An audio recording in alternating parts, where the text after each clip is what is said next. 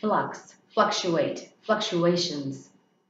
Even adventurous types crave a certain degree of stability.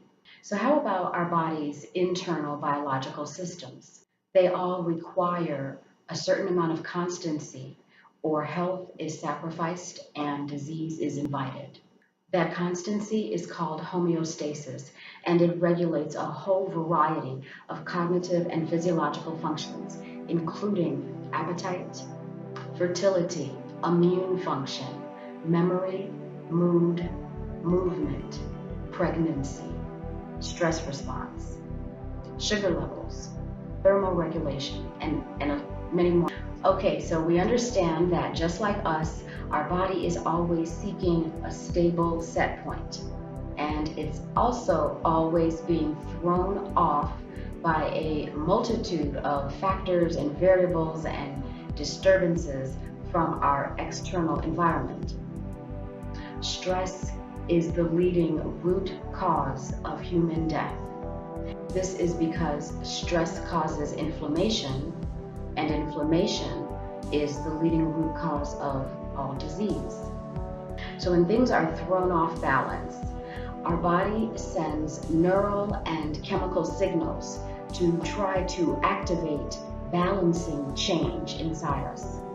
An example of this is how when we are heated, we sweat, and that's our body's attempt to cool us down, because as the sweat evaporates, our temperature does descend. And then conversely, if we are chilled and very cold, we may shiver, and our muscles may shiver even involuntarily, and that's our body's attempt to burn energy that would warm us. So the endocannabinoid system is responsible for managing all of this very complicated, multi-layered communication. Like if you could imagine the event of pregnancy as a conversation among 8 people, and then there's a person that's responsible for regulating all these messages among these 8 people regarding the healthy and full development of a baby. So that's very much what the endocannabinoid system is doing on our behalf for all these various physiological functions that I mentioned earlier, and things that we never even pause to think about, but that's what it's doing. And so the way that it's happening is that within our body are cannabinoid receptors, and there's 2 of them, and they're called CB1 and CB2.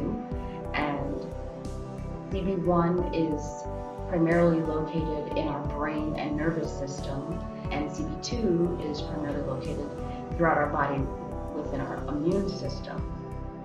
And so the cannabinoid receptors, they have been compared to locks, and they're capable of doing the things that we need to get done to feel good and to be well, but those functions are locked until a key comes to open and activate it.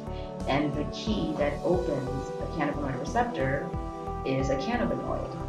And so the cannabinoids come in 2 forms. One is generated within us. We make a certain number of them, like anandamide is one example.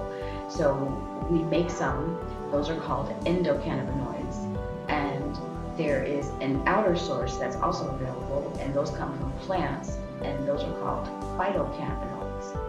Now, there's some important research done by a neurologist named Dr. Ethan Russo, and what he has determined and what his research has supported is that there are, and it shouldn't be very surprising, especially with the high stress levels that we live under, that there's a good number of people who don't make enough cannabinoids. So their endocannabinoid supply is low, is deficient, and he's termed this endocannabinoid deficiency syndrome.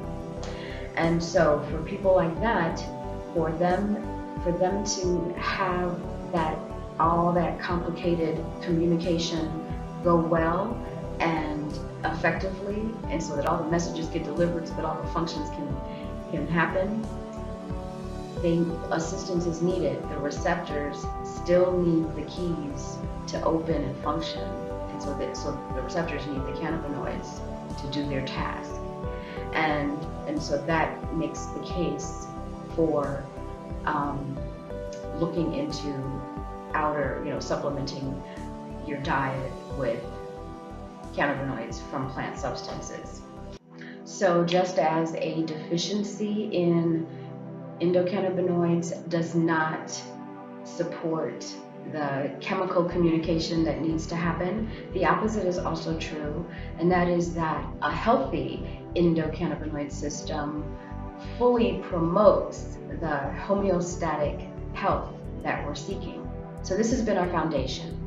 In future videos, we will look much more deeply into one cannabinoid in particular, and it's called cannabidiol. It's widely known as CBD, and CBD is a great help to a wide number of people for a lot of reasons, and I look forward to sharing much more of that information with you.